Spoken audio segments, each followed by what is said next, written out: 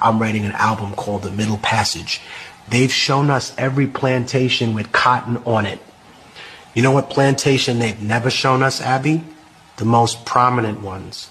The ones that were most profitable. The breeding plantations. Why don't you want to show us those? You know why? Because after the research that I did for this album, you realize that the moment that a girl menstruated, she was put in a stable where a horse would be and forcibly mated, forcibly raped by a male of the slave master's choice. And when she had children, they weren't called children, they were called a litter of pups. The punishment for raping or killing a person in medieval Spain is gelding. Gelding is when you take hot pincers and you take a man's balls and dick off root and stem. Killing a person, law of the Bible, right? Medieval Spain, super religious. You killed a man, he should be killed. Why were indigenous and black people categorized as subhuman?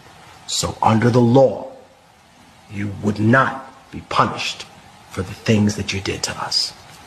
That's why. You used to be proud, right?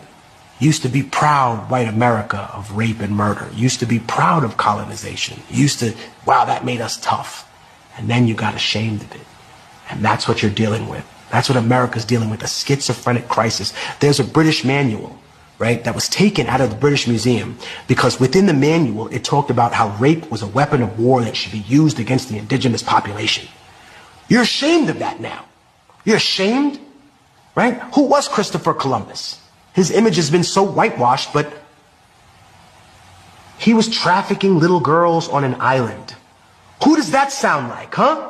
All you right-wing defenders of Christopher Columbus and his legacy, he was trafficking 9-year-old indigenous girls on an island. Who does that remind you of, you intellectual coward?